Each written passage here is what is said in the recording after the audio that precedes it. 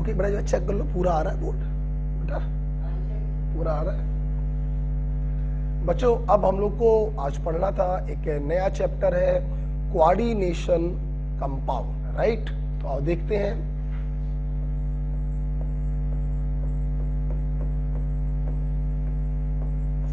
एक अच्छा चैप्टर है कोऑर्डिनेशन कंपाउंड, इसी को कॉम्प्लेक्स कंपाउंड भी कह देते हैं।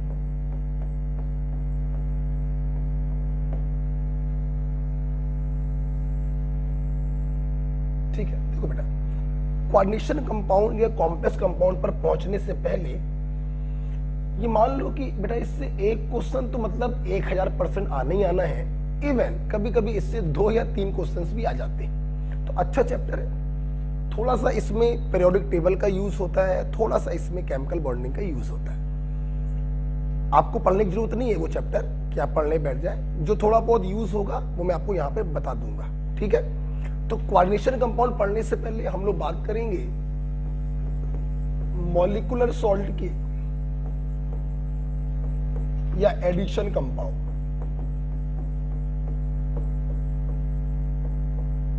मॉलिक्यूलर सॉल्ट या एडिशन कंपाउंड क्या होते हैं बेटा, ध्यान देंगे बेटा। aqueous solution of 2 or more compound। हमने क्या किया, वाटर में 2 या 2 से अधिक कंपाउंड को मिलाकर एक सॉल्यूशन बनाया, देन इट इज इवेपोरेटेड। फिर मैंने इस पानी को गर्म करके इवेपोरेट किया, तो हमको बर्तन में क्या मिलता है, we get new crystal called molecular salt. तो मॉलिक्यूलर सॉल्ट हम लोग कैसे बनाते हैं, वाटर में 2 या 2 से अधिक कंपाउंडों को घोलकर एक सॉल्यूशन तैयार कर लेते हैं, फिर उस सॉल्यूशन को इवेपोरेट करते हैं, तो हमें बर्तन में नए क्रिस्टल प्राप्त होते हैं, जिन्हें बच्चों हम लोग कहते हैं मॉलिक्यूलर सॉल्ट या एडिशन सॉल्ट। ये जो मॉलिक्यूलर सॉल्ट है ये 2 प्रकार के होते हैं, ये 2 प्रकार के होते हैं। बच्चों वीडियो को आपको पॉज करके लिखना है, ध्यान रखिएगा। मॉलिक्यूलर सॉल्ट ये 2 प्रकार के होते हैं।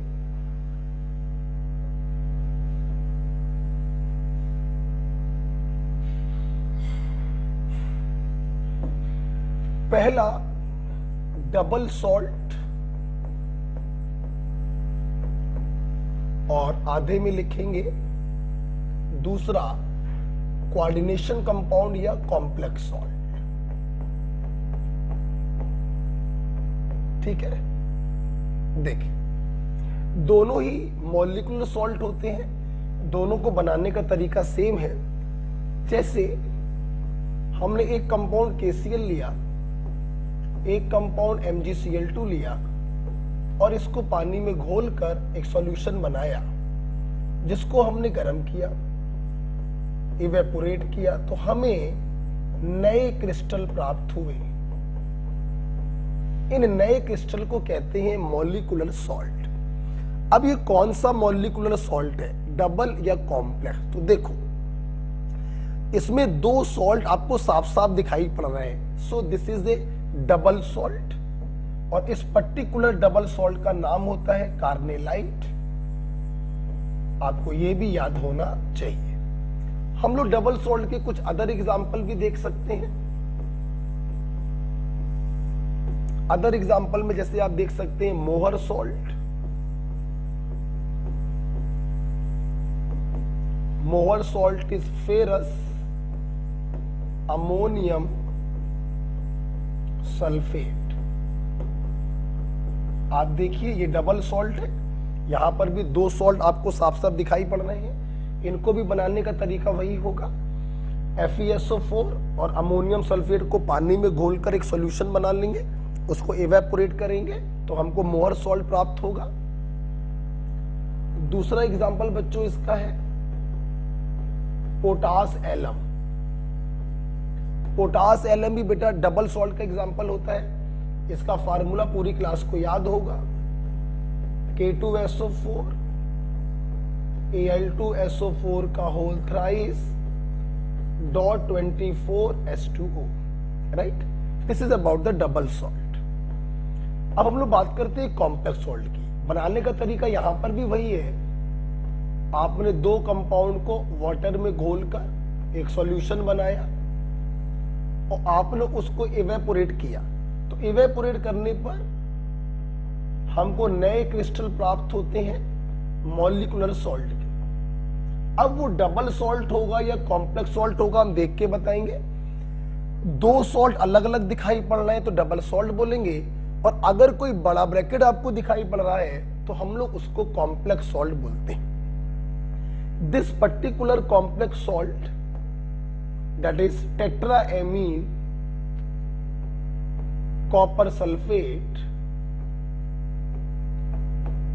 tetraamine copper sulfate. This particular double salt is also called Switzer reagent. Switzer reagent, and it is used to dissolve cellulose. Okay, तो ये देखिए बच्चों कॉम्प्लेक्स सॉल्ट है। यहां पे आपको एक बड़ा ब्रैकेट दिखाई पड़ता है, इसे हम लोग कहते हैं कॉम्प्लेक्स सॉल्ट, राइट। अच्छा, तो डबल सॉल्ट और कॉम्प्लेक्स सॉल्ट आपने समझ लिया। अब हम लोग यहां पर एक पॉइंट और पढ़ेंगे कि डबल सॉल्ट की खास बात क्या है। It always have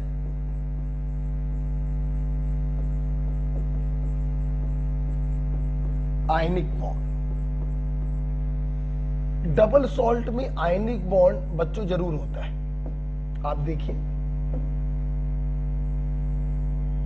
it always have ionic bond. आप देखिए K+Cl- Mg+2Cl-, ठीक है। कोई भी डबल सॉल्ट होगा उसमें आयनिक बॉन्ड जरूर होगा।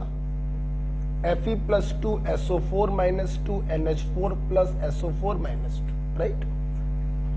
K+SO4 -2 Al+3SO4 -2, okay. वहीं पे कॉम्प्लेक्स सॉल्ट की पहचान क्या होती है? It always have coordinate. आपको बताना चाहूंगा कि कॉम्प्लेक्स सॉल्ट में बड़े ब्रैकेट के अंदर जो अकेली चीज है उसे सेंट्रल मेटल कहते हैं, और जो बहुत सारे लगे होते हैं उन्हें लीगेंड कहते हैं। ये लीगेंड इस मेटल के साथ हमेशा जुड़े होते हैं with the help of coordinate bond. मतलब ये लीगेंड अपने लोन पेयर को सेंटर मेटल को डोनेट करते हैं। तो कॉम्प्लेक्स सॉल्ट में कोऑर्डिनेट बॉन्ड हमेशा होगा और डबल सॉल्ट में आयनिक बॉन्ड हमेशा होगा, राइट बेटा। एक लास्ट बात बताना चाहेंगे, सुनिएगा। आप पॉज करके लिख लीजिएगा video.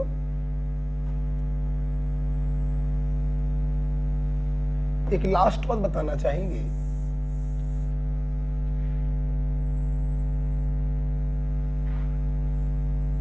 They loses their identity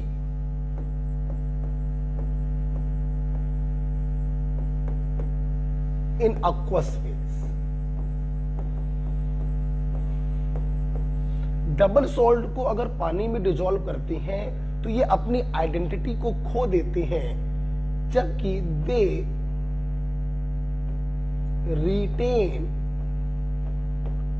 their identity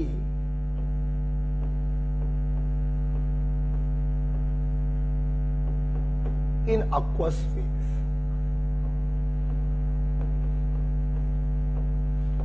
ये aqueous phase में अपनी आइडेंटिटी को मेंटेन रखते हैं और ये aqueous phase में अपनी आइडेंटिटी को खो देते हैं। एक एग्जांपल से मैं एक्सप्लेन करूंगा। जैसे मान लो कार्नेलाइट का एग्जांपल लिया। जानते हो जब आप इसको वाटर में डालेंगे तो ये अपने आयनों में टूट जाएगा, K+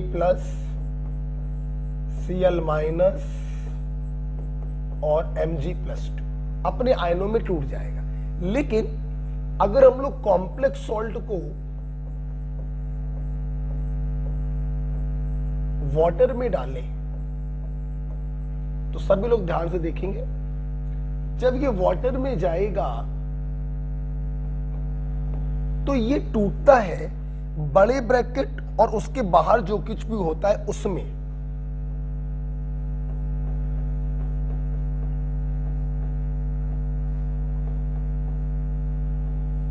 बड़े ब्रैकेट और उसके बाहर जो कुछ भी है उसमें। कहने का मतलब देखिए, इसने अपनी आइडेंटिटी को मेंटेन रखा। अभी थोड़ी देर मैंने पहले बताया था कि कॉम्प्लेक्स सॉल्ट की पहचान होती है बड़ा ब्रैकेट, तो इसने अपने बड़े ब्रैकेट को मेंटेन रखा है, मतलब इसने अपनी आइडेंटिटी को मेंटेन रखा है। जबकि ये देखो टूट फूट गया, इसने अपना अस्तित्व खो दिया, लेकिन इसने अपने अस्तित्व को बचा के रखा हुआ है। मैं आपको बताना चाहूंगा बेटा कि बड़े ब्रैकेट के अंदर जो कुछ भी होता है इसे हम लोग कहते हैं कोऑर्डिनेशन स्फीयर, और बड़े ब्रैकेट के बाहर जो कुछ भी होता है उसे हम लोग कहते हैं counter ion.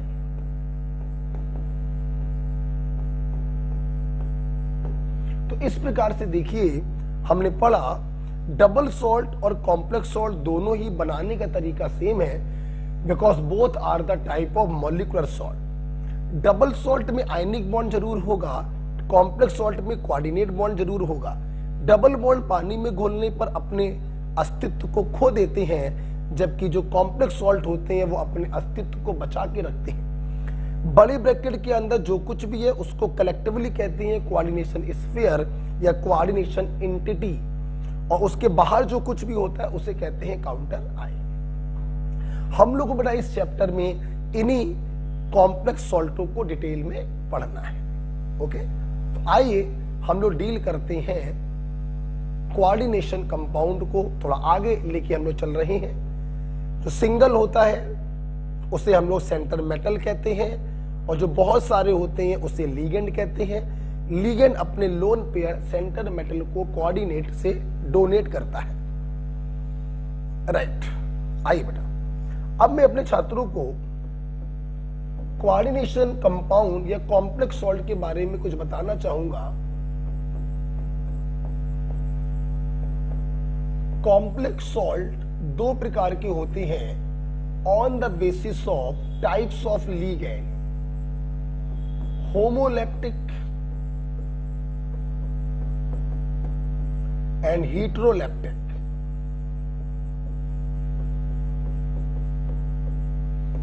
But homoleptic complex उन्हें कहते हैं हैविंग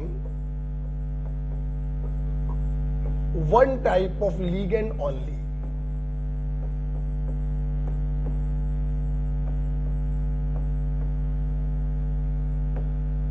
मतलब जो बहुत सारे लीगेंड हैं, सारे लीगेंड सेम हो, having one type of ligand only, ऐसे बोल दो ऑल लीगेंड्स आर सेम, ऐसे ही बोल सकते हैं all ligands are same. For example मैंने आपको ये दे दिया,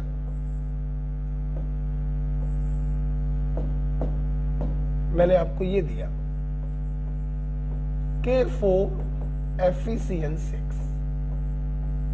आप देखिए लीगेंड जरूर 6 हैं, लेकिन सारे के सारे लीगेंड क्या है, साइनाइड। तो जब सारे लीगेंड सेम होते हैं, एक ही प्रकार के लीगेंड होते हैं, तो ऐसे कॉम्प्लेक्स कहलाते हैं homoleptic complex.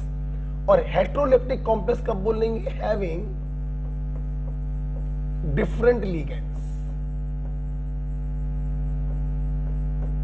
Different ligands. For example मैंने आपको बोला CONH3 का होल 4Cl2। आप ध्यान से देखें, इसमें 4 लीगेंड अमोनिया है, 2 लीगेंड Cl है, तो डिफरेंट टाइप के लीगेंड है, तो इस कॉम्प्लेक्स को हम लोग बोलेंगे हेटेरोलेप्टिक कॉम्प्लेक्स। राइट, तो पहला क्लासिफिकेशन कॉम्प्लेक्स का किया on the behalf of types of ligand. दूसरा कॉम्प्लेक्स सॉल्ट का क्लासिफिकेशन अब मैं करने जा रहा हूं on the basis of charge over coordination sphere. अगर कोऑर्डिनेशन स्फीयर पे पॉजिटिव चार्ज है तो उसे कैटायनिक कॉम्प्लेक्स कहते हैं, नेगेटिव चार्ज है तो उसे एनायनिक कॉम्प्लेक्स कहते हैं, और कोई चार्ज नहीं है तो उसे न्यूट्रल कॉम्प्लेक्स कहते हैं। तो आइए हम लोग देखते हैं चार्ज के बिहाफ पर कॉम्प्लेक्स सॉल्ट को। आइए देखें, पहला कैटायनिक कॉम्प्लेक्स। सुनना मतलब समझ गए होंगे, जब कोऑर्डिनेशन स्फीयर पर पॉजिटिव चार्ज होगा। बोलो बेटा कैसा चार्ज होगा? पॉजिटिव चार्ज होगा।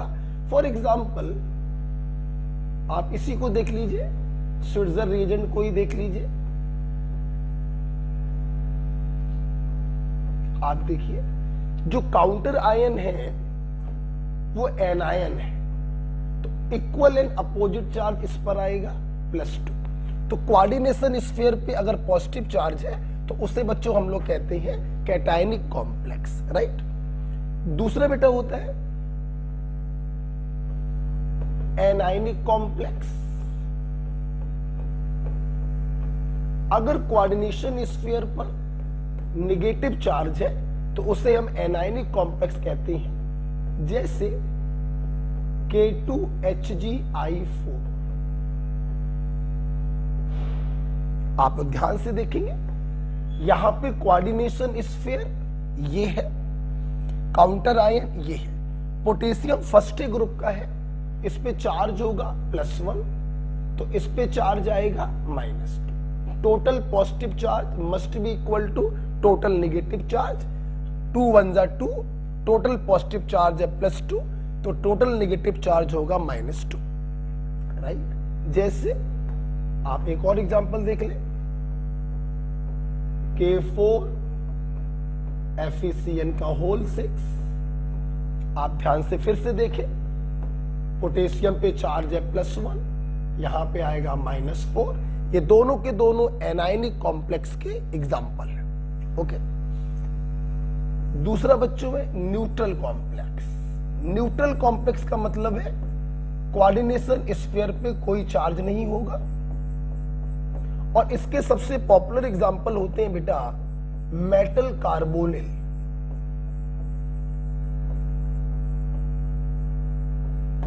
इसके सबसे पॉपुलर एग्जांपल होते हैं मेटल कार्बोनिल। कहने का मतलब जब किसी मेटल के पास लीगेंड के रूप में कार्बन मोनोऑक्साइड होता है तो ऐसे कॉम्प्लेक्स कहलाते हैं मेटल कार्बोनिल। मेटल कार्बोनिल के जो कॉम्प्लेक्स होते हैं बच्चों, इन्हें ऐसे खुला भी छोड़ के लिख दिया जाता है और इनको बड़े ब्रैकेट के अंदर बंद करके भी लिख सकते हैं। कोई चार्ज इसके ऊपर तो होगा नहीं, so this is the neutral complex. आप खुला भी छोड़ देते हैं, हम अगले एग्जांपल को खुला छोड़ दे रहे हैं, ये देखिए, ओके।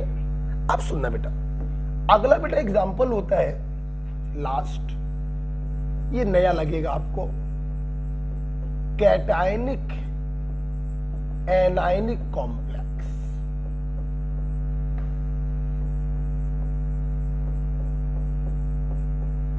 यहां पर क्या होगा, यहां पर कोऑर्डिनेशन स्फीयर 2 होंगे। एक कोऑर्डिनेशन स्फीयर पे पॉजिटिव चार्ज होगा और दूसरे कोऑर्डिनेशन स्फीयर पे नेगेटिव चार्ज होगा। जैसे Pt NH3 का होल 4 +2 और ZnCl4 -2। तो आप देखिए कोऑर्डिनेशन स्फीयर पे पॉजिटिव चार्ज भी है और कोऑर्डिनेशन स्फीयर पे नेगेटिव चार्ज भी है, तो ऐसे कॉम्प्लेक्स बच्चों कहलाते हैं कैटायनिक एनायनिक कॉम्प्लेक्स, राइट। तो cationic complex, anionic complex, neutral complex और कैटायनिक एनायनिक कॉम्प्लेक्स, ओके। तो ये हमने दूसरा क्लासिफिकेशन किया कॉम्प्लेक्स का। आप इसको वीडियो पॉज करके लिख लेंगे, ठीक है। आई जब बेटा हम लोगों ने ये डील कर लिया मॉलिक्यूलर सॉल्ट, 2 प्रकार के, डबल सॉल्ट और कॉम्प्लेक्स सॉल्ट। बड़ा ब्रैकेट आ जाए तो उसे कहेंगे कॉम्प्लेक्स सॉल्ट। कॉम्प्लेक्स सॉल्ट के दो प्रकार से क्लासिफिकेशन किए, लिगेंड के बिहाफ पर होमोलेप्टिक और हेट्रोलेप्टिक, और चार्ज के बिहाफ पर चार प्रकार के। अब जो अगला जो पॉइंट हम लोग डील करेंगे that is denticity.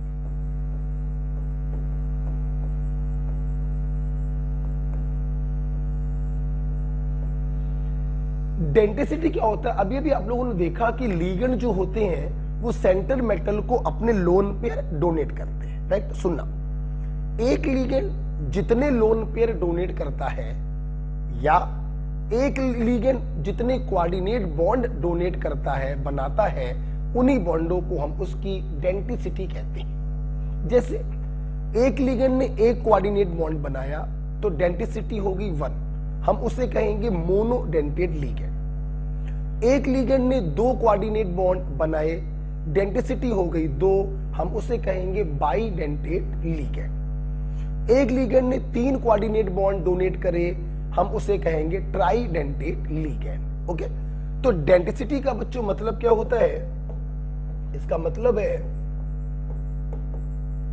Number of coordinate bond form by one ligand, या इसी को ऐसे बोल सकते हैं number of lone pair donated by one ligand.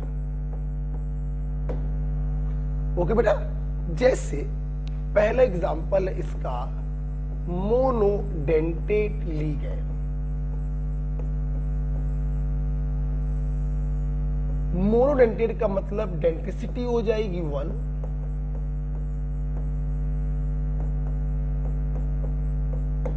बहुत ही आसान है इनको पहचानना, जिन पर एक नेगेटिव चार्ज हो या एक लोन पेयर हो, जैसे H minus, Cn minus, NH2 minus, NO2 minus, X minus and so on, जिनके ऊपर एक negative charge, CNO minus, OH minus, बहुत सारे लिख सकते हैं। या फिर जिनके पास एक लोन पेयर हो, जैसे अमोनिया या अमोनिया के एल्काइल डेरिवेटिव, जिन्हें आप लोग एमीन्स बोलते हैं, primary amine, secondary amine, tertiary amine. या फिर आप लोग ये भी ले सकते हैं फॉस्फीन या फॉस्फीन के alkyl derivative, triphenyl phosphine,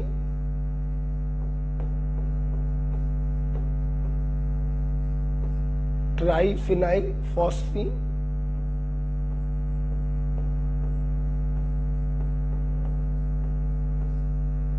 pyridine, एक लोन पेयर।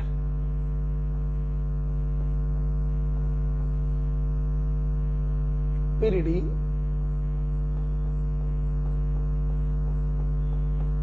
पिरिडीन को PY से डिनोट करते हैं, राइट? तो एक नेगेटिव हो या एक लोन पेयर हो, बस इसमें एक बात ध्यान रखना बच्चों, CO एंड NO। यहां पे भले ऑक्सीजन आ गया है, आपको लग रहा है कि दो लोन पेयर हो सकते हैं, बट मैं आपको कहना चाहूंगा कि ये भी मोनोडेंटेट होते हैं। और इनके बारे में एक विशेष बात भी मैं आपको बताना चाहता हूं कि CO और NO को हम लोग ये ऐसे मोनोडेंटेट लिगेंड हैं कि हम लोग इनको पाई एक्सेप्टिंग लिगेंड भी कहते हैं या पाई एसिड लिगेंड भी कहते हैं। तो CO और NO को हम लोग पाई एक्सेप्टिंग लिगेंड या पाई एसिड लिगेंड भी कहते हैं, और ये मोनोडेंटेट ही होते हैं। ओके बेटा, अच्छा, तो मोनोडेंटेट जिनकी डेंटिसिटी क्या होती है बच्चों? 1 होती है, उन्हें हम लोग कहते हैं मोनोडेंटेट। मोनोडेंटेट में ही मैं आपको एक पॉइंट पढ़ाना चाहूंगा, ध्यान से देखेंगे सब लोग, ठीक है? इसको आप पॉज करके लिख लीजिएगा। जब हम पढ़ा रहे हो तो सिर्फ देखा करो और फिर पॉज करके आराम से लिख लिया करो। फिर वीडियो को जब हम पढ़ाना चालू करें फिर आपने ऑन किया, आपने पूरा पढ़ लिया, फिर पॉज करके उसको लिख लिया। ठीक है, सुनना। मोनोडेंटेट बेटा हम यहां पर एक बात बताना चाहेंगे, एक पॉइंट होता है, इसी में नोट डाल के लिखेंगे, एम्बीडेंटेट।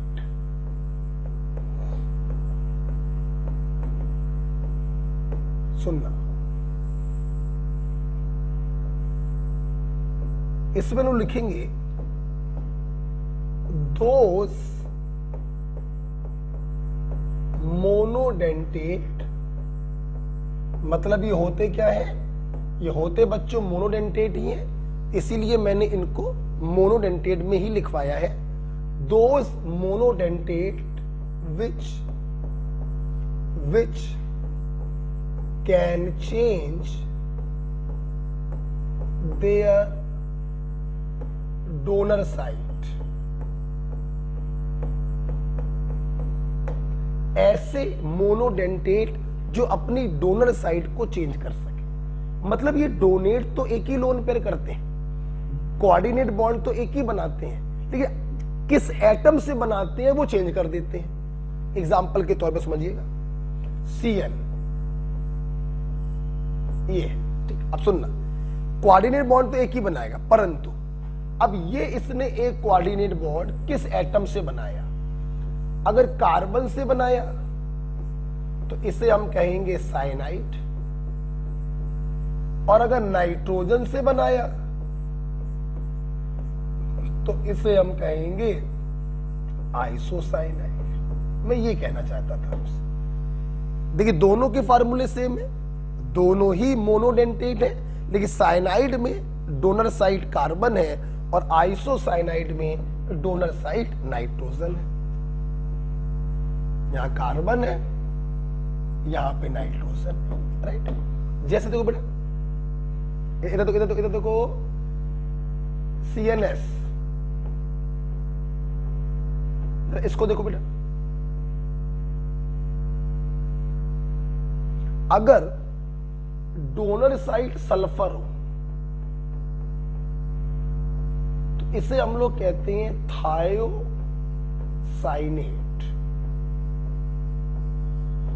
और अगर डोनर साइट नाइट्रोजन हो जाए तो इसे कहते हैं आइसोथायोसाइनेट।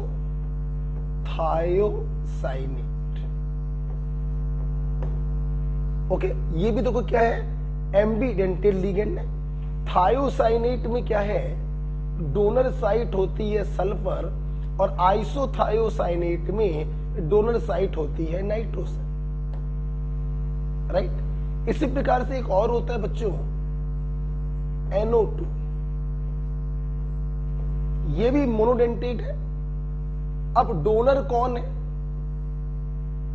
ठीक है, देखना बेटा, थोड़ा सा ऊपर करना पड़ेगा, मेरे को जगह नहीं है, थोड़ा शिफ्ट करेंगे, ठीक है। देखना बेटा, अगर इसमें डोनर है ऑक्सीजन तो इसे कहते हैं नाइट्राइट, और अगर डोनर है नाइट्रोजन तो इसे कहते हैं नाइट्रो। ओके, तो ये मैंने आपको कुछ एम्बीडेंटेट लिगेंड बताए, साइनाइड, आइसोसाइनाइड, थायोसाइनेट और आइसोथायोसाइनेट, नाइट्राइट और नाइट्रो।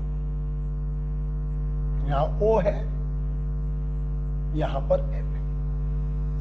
तो ऐसे मोनोडेंटेट जो अपनी डोनर साइट को चेंज कर सकते हैं, हम ऐसे मोनोडेंटेट को एम्बीडेंटेट लिगेंड कहते हैं।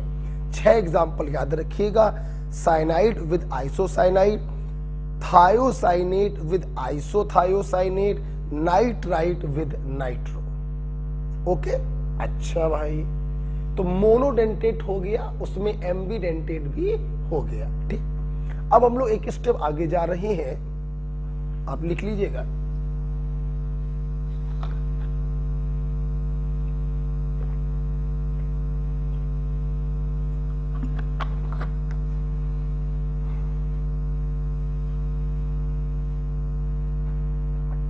ओके। मोनो के बाद बच्चों हम लोग को जाना है bidentate.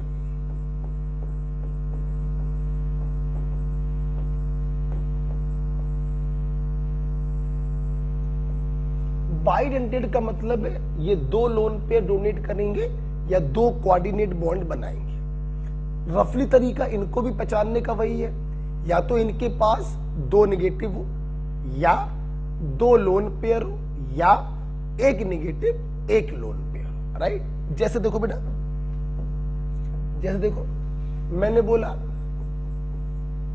Ethylene diamine, ethylene diamine. आप ध्यान से देखो, इसके पास दो लोन पेयर है, मतलब इसकी डेंसिटी होगी 2 और इसका शॉर्ट रिप्रेजेंटेशन होता है EN। क्या होता है बेटा? EN। यहां पे मैं आपको बताना चाहूंगा कि हम लोग बाइडेंटेट को क्लासिफाई भी करते हैं, सिमेट्रिकल होगा या अनसिमेट्रिकल। क्योंकि दोनों डोनर साइड सेम है, so this is a symmetrical bidentate. बेटा बोलो क्या होता है? Symmetrical bidentate. और देखेंगे जरा बच्चों, इसको देखो,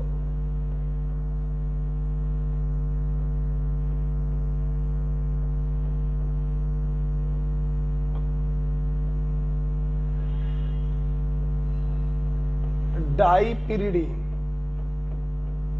दो पिरिडीन को आपने जोड़ दिया है तो डाइपिरिडीन बन गया, शॉर्ट में DIPY, and this is also a symmetrical bidentate, क्योंकि दोनों जो डोनर साइट है वो नाइट्रोजन है। क्या है बेटा? बोलो नाइट्रोजन। राइट। और देखेंगे बच्चों ये क्या होता है? This is oxalic acid. अगर ऑक्सैलिक एसिड से हम दोनों H हटा दें तो दो नेगेटिव आ जाएगा, इसे हम लोग कहते हैं oxalate. Oxalate ion, of course ion लगाओ चाहे ना लगाओ, इसका शॉर्ट सिंबल है OX-2 and this is also a symmetrical bidentate. दोनों डोनर साइड जो होती हैं वो ऑक्सीजन होती हैं। बोलो क्या होती हैं? ऑक्सीजन। ठीक है, तो ध्यान रखेंगे बेटा।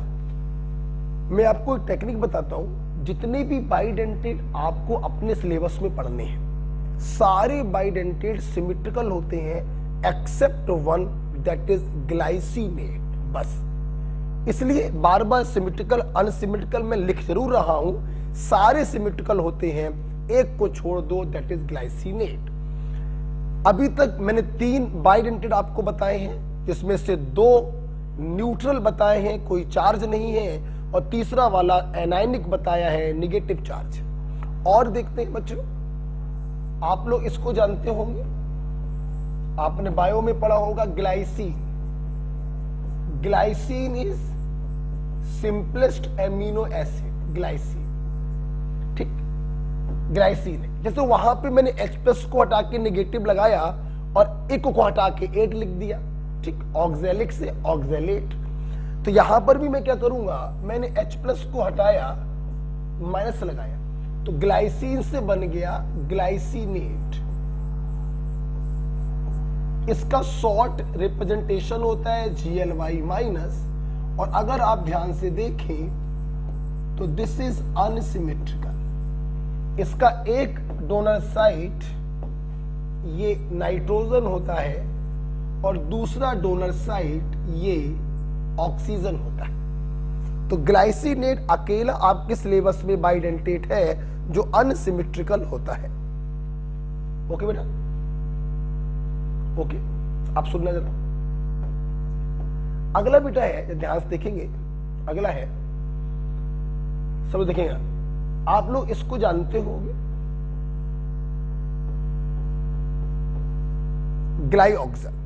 क्या है बेटा ये? ग्लाइऑक्सल। ऑर्गेनिक में खूब पढ़ा है आपने। चलो इसको मैं खोल के बना रहा हूं, H को इधर दिखा दे रहा हूं, डबल बॉन्ड O को इधर दिखा दे रहा हूं।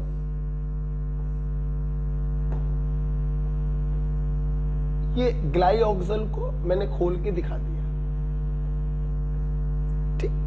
अब मैं इस ग्लाइऑक्सल में दोनों H को हटाकर 2 मिथाइल ग्रुप लगा दे रहा हूं, तो इसका नाम क्या हो गया?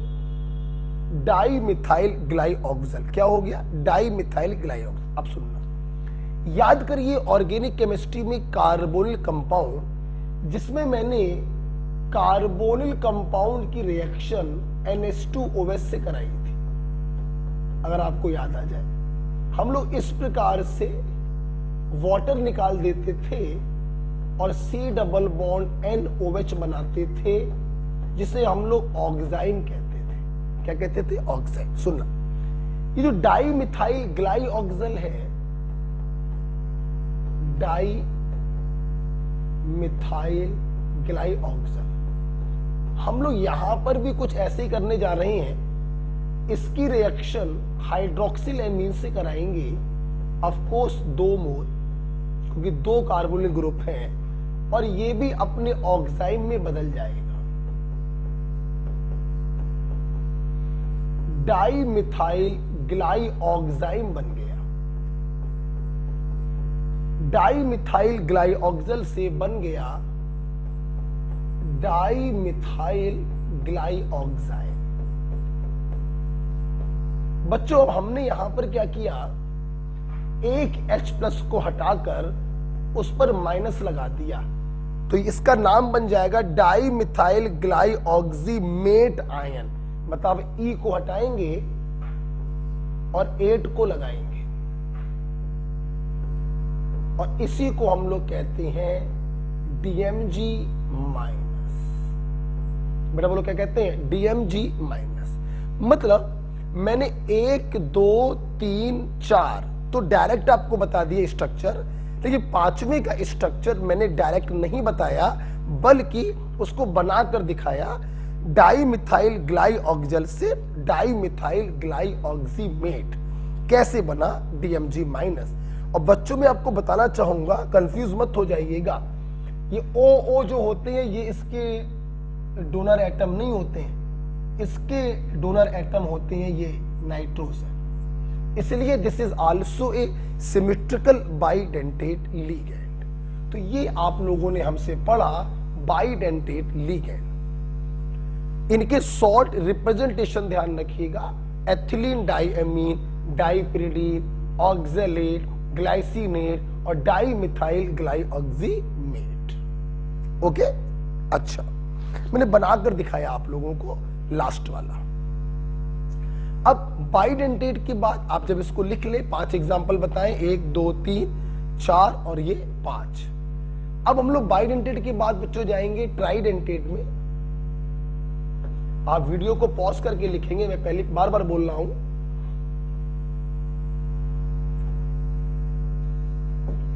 देखिए, ट्राइडेंटेट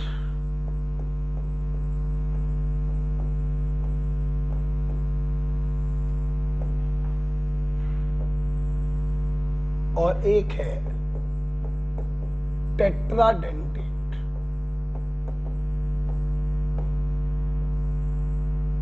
देखा बेटा, ट्राइडेंटेट का बच्चों एग्जांपल है एथिलीन डाइएमीन,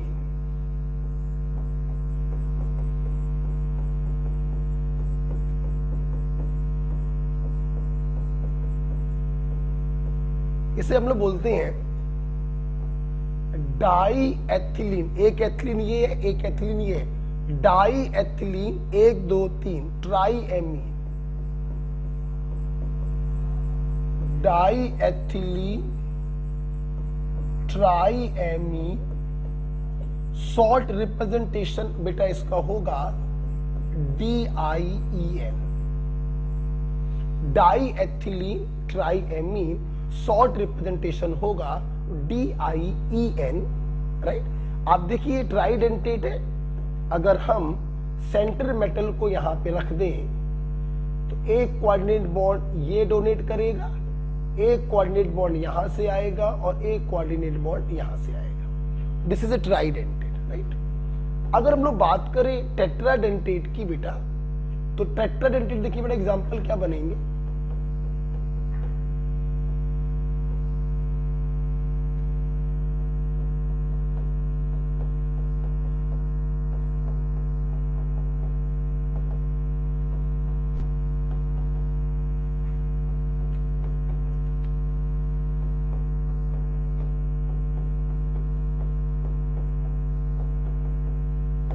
आप ध्यान से अगर देखें तो 1 एथिलीन, 2 एथिलीन, 3 एथिलीन है, तो ट्राई एथिलीन, और 1 2 3 4 टेट्रा एमीन,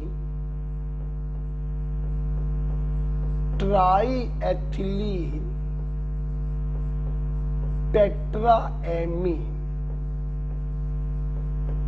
शॉर्ट रिप्रेजेंटेशन है ट्राई एथिलीन टेट्रा एमीन। आप देख सकते हैं 4 लोन पेयर इसके पास है। अगर सेंटर मेटल को हम यहां बीच में रख दे तो एक कोऑर्डिनेट बॉन्ड यहां से आएगा, एक कोऑर्डिनेट बॉन्ड यहां से आएगा, एक यहां से आएगा। इस प्रकार से दिस इज ए टेट्राडेंटेट।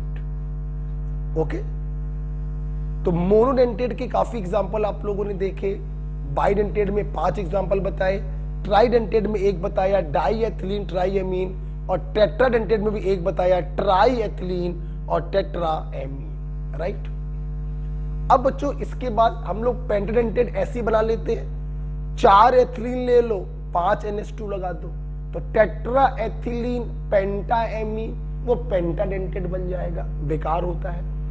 हम लोग टेट्रा के बाद सीधे आते हैं हेक्साडेंटेट में। आप वीडियो को पॉज करके इसको लिख लेना। हम लोग आएंगे हेक्साडेंटेट में। देखो बेटा,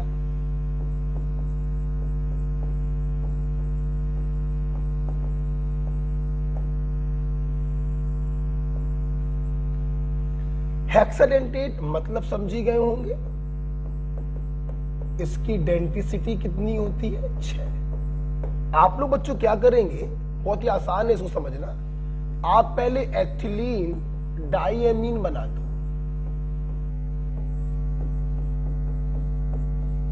और इस एथिलीन डाइएमीन में क्या करो, acetate ion. What is acetate ion? Acetic acid आपका ये होता है, आप इस H को हटा के माइनस लगा दें, this is acetate ion. Right, हम लोग क्या करेंगे, इसके चारों H को हटाकर, इसके चारों H को हटाकर हम लोग 4 एसीटेट आयन लगा देंगे। 1 एसीटेट, 2 एसीटेट, 3 एसीटेट और 4 एसीटेट। ठीक है, तो आप जानते हो बेटा, इसी को हम लोग कहते हैं ethylene diamine tetra acetate, ethylene diamine tetra acetate. Ion लगाना चाहो लगा सकते हो, शॉर्ट में एडिटा -4। This is ethylene diamine tetra acetate. 4 donor है ऑक्सीजन, 2 डोनर है नाइट्रोजन। ओके, जब भी मैं इस हेक्साडेंटेट को पढ़ाता हूं, मैं यहीं पर इसके 3 यूज बताता हूं। मेरा पहला यूज इसका होता है एस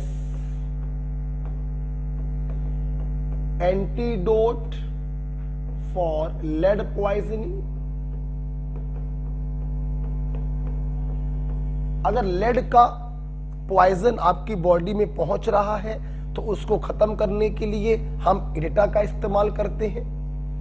दूसरा बच्चों इसका यूज होता है to separate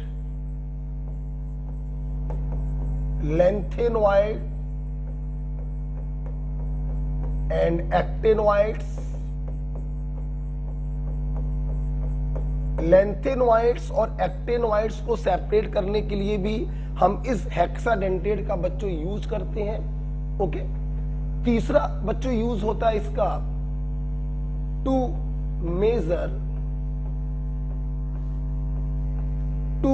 major hardness of water. अभी एस ब्लॉक में आप लोग पढ़ोगे हार्ड वाटर क्या होता है और सॉफ्ट वाटर क्या होता है। तो हार्ड वाटर की हार्डनेस को मेजर करेंगे हम लोग विद द हेल्प ऑफ एडिटा।